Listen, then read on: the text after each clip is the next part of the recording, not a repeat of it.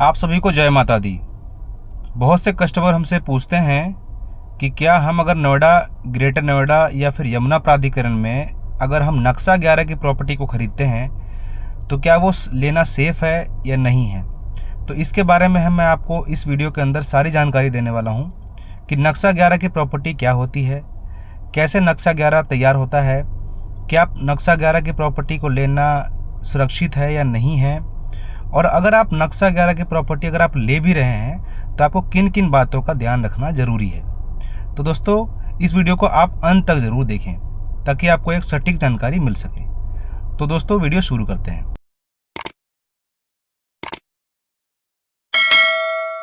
तो सबसे पहले ये जानते हैं कि नक्शा 11 क्या होता है।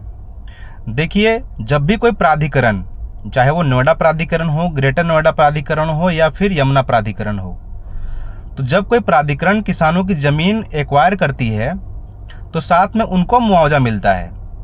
इसके साथ साथ अथॉरिटी ये वादा भी करती है कि उनको कुल अधिकृत ज़मीन का कुछ परसेंट के रूप में प्लॉट भी मिलेगा। अब वो किसी सेक्टर में लगा करके दिया जाएगा। जैसे नोएडा में 5% के आसपास है, ग्रेटर नोएडा में 6% के आसपास है और यमुना प्राधिकरण में 7%, 10% के आसपास किसानों को प्लॉट मिलना तय है। अब वो किसी सेक्टर के अंदर लगा के दिया जाता है। तो जब उनको ये प्लॉट मिलना तय होता है तो उस समय एक सूची तैयार की जाती है, यानी एक डॉक्यूमेंट तैयार किया जाता है, उसको बोलते हैं नक्शा 11। नक्शा 11 के अंदर साफ साफ लिखा होता है कि इस फलाने किसान का इतना ज़मीन एक्वायर हुआ है, उसके बदले में उसको इतना रुपए का मुआवजा मिलेगा और साथ के साथ उसकी जो ज़मीन गई है उसके बदले में उसको इतने मीटर का प्लॉट जो है किसी सेक्टर के अंदर लगा के दिया जाएगा। तो वो नक्शा 11 तैयार किया जाता है, नक्शा 11 पहला बनता है। तो इसमें किसानों की पात्रता मिलती है, यानी जितने भी किसान हैं उसकी सूची तैयार की जाती है। वो सूची जो है आपके नक्शा 11 के अंदर मेंशन होती है। अभी वो प्लॉट मौके पर लगा नहीं है और ये भी तय नहीं है कि किस सेक्टर में लगेगा, कहाँ पर लगेगा, उसकी लोकेशन क्या रहेगी, उसका डायमेंशन क्या रहेगा, उसकी फेसिंग क्या रहेगी, ये किसी को नहीं पता होता है। इसकी जानकारी केवल प्राधिकरण के प्लानिंग विभाग को होती है। तो ये हम कह सकते हैं कि ये प्लॉट अभी जो है वो अनरजिस्टर्ड प्लॉट है, यानी अभी इसका पता नहीं है कि ये प्लॉट मौके पे कहाँ पर है। तो ये प्लॉट अभी अनरजिस्टर्ड है। तो अब होता क्या है कि बहुत से किसान, बहुत से डीलर इस नक्शा 11 की प्रॉपर्टी को सेल आउट करते हैं, जबकि ये पूरी तरीके से अभी इलीगल है, यानी अभी ये मौके पे है नहीं, डॉक्यूमेंट इसके तैयार नहीं हुए हैं अथॉरिटी की तरफ से। तो उस प्रॉपर्टी को आप कैसे खरीद बिक्री कर सकते हैं, ये सबसे बड़ा पहला सवाल होता है।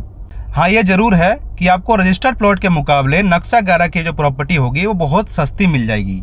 लेकिन आप खुद सोचिए कि ऐसी प्रॉपर्टी जिसका भी अता पता नहीं है, कहाँ पर लगना है, किस सेक्टर के अंदर लगना है, उसकी फेसिंग क्या रहेगी, उसका डायमेंशन क्या रहेगा, ये आपको पता नहीं है, तो ऐसी प्रॉपर्टी को आप लेके क्या करोगे। जब भी कोई बायर इस प्रकार की प्रॉपर्टी लेता है तो किसान से कोई एक एग्रीमेंट कराता है। वो एक एग्रीमेंट के बिहाफ पे, एक जीपीए के बिहाफ पे वो प्रॉपर्टी की खरीद बिक्री की जाती है। आपको ये भी ध्यान रखना होगा कि जब आप ऐसी प्रॉपर्टी खरीदते हैं तो इसका पूरा पैसा जो है वो ब्लैक में जाता है, यानी वाइट में पैसा नहीं जाता है। सारा पैसा जो है ब्लैक में कंसिडर होता है, जिसमें 2% के आसपास का स्टाम्प ड्यूटी लगा के इसको नोटराइज कराया जाएगा और बायर के नाम पे इसका जीपीए और एग्रीमेंट और विल तैयार किया जाता है। लेकिन मुसीबत इसमें जब आती है जब प्लॉट लगने के बाद किसान का मन बदल जाता है। कई बार ऐसा भी देखा जाता है कि किसान का मन बदलने के बाद उस जीपीए को कैंसिल भी करा दिया जाता है, किसान के द्वारा या फिर उसके वारिस के द्वारा। तो ऐसे में आपको बहुत नुकसान हो सकता है। ऐसी प्रॉपर्टी को ना खरीदें तो बेहतर है। अब बहुत से लोग पूछते हैं कि ये प्रॉपर्टी अगर हम खरीदना चाहें तो कैसे खरीद सकते हैं, यानी लीगल तरीके से कैसे खरीद सकते हैं। देखो, आपको एग्रीमेंट, विल, जीपीए ये सारी चीज़ें तो करानी ही पड़ेगी। साथ के साथ आपको उस किसान से खरीदना चाहिए जो कि आपके जानकार का हो, आपका जानने वाला हो, ताकि आप उस पर भरोसा कर सकें। क्योंकि नोएडा, ग्रेटर नोएडा और यमुना प्राधिकरण के अंदर ज़्यादातर किसान जो हैं वो ट्रस्टवर्दी नहीं रहे हैं। तो इसीलिए यही कहना चाहूँगा कि अगर आप प्रॉपर्टी खरीदने का प्लान कर रहे हैं नक्शा 11 वाली, तो आप किसी ऐसे व्यक्ति से खरीदें जो आपके रिलेशन में हो या फिर आप उसको भली भांति जानते हो।